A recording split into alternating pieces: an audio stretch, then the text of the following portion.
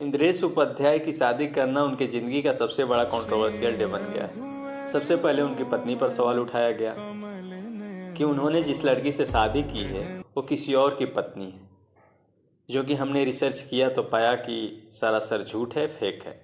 लेकिन एक और कंट्रोवर्सी हुआ कि जो इंद्रेश उपाध्याय कल तक कह रहे थे कि मुझे किसी की शादी में जाना पसंद नहीं है क्योंकि वहाँ सांसारिक क्रियाएं होती हैं और मैं सांसारिक क्रिया से दूर रहता हूँ, वो इंद्रेश उपाध्याय अपनी खुद की शादी में पूरे भयंकर तरीके से सांसारिक क्रिया कर रहे हैं।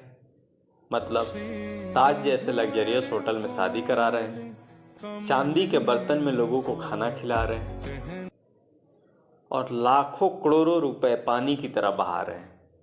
हालांकि मेरा इस पर पॉइंट ऑफ व्यू नहीं है कि कोई साधु संत या महात्मा नहीं है, बल्कि कथावाचक है।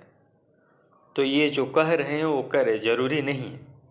बल्कि मेरा पॉइंट ऑफ व्यू यह है कि आज के तारीख में कथा कहना, अच्छी अच्छी बात कहना सिर्फ बिजनेस, धंधा, पैसा कमाने का जरिया बन गया है। आप उदाहरण के तौर पर प्रदीप मिश्रा को ही देखिए, शानदार कथावाचक हैं, पैसे भी दबा कर लेते हैं और उन्होंने शादी भी की है। जया किशोरी को देखिए, अच्छी कथा कहती हैं, देखने में भी काफ़ी खूबसूरत है, अच्छा खासा कथा के क्षेत्र में अपना नाम बनाई है। इसके बावजूद जानवरों के चमड़े से बना बैग लेकर घूमती है, वो भी कस्टमाइज किया हुआ। इसके अलावे वो अपने इंटरव्यू में ताल ठोक कर कहती हैं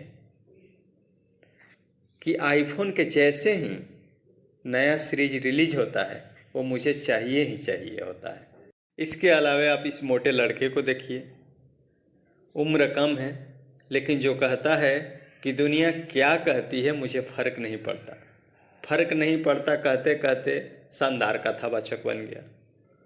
कुमार विश्वास को ही देख लीजिए, पहले कविता पाठ किया करते थे, उसके बाद अपना कैरियर राजनीति में जमाए और अब बैकडोर से उन्होंने कथावाचक के क्षेत्र में एंट्री मार लिया और अब कुमार विश्वास भी कथावाचक बन गए।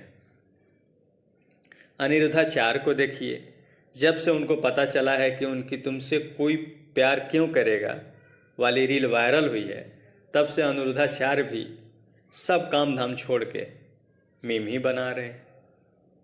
अब ये कथा कम, कथा के नाम पर मीम बना रहे हैं।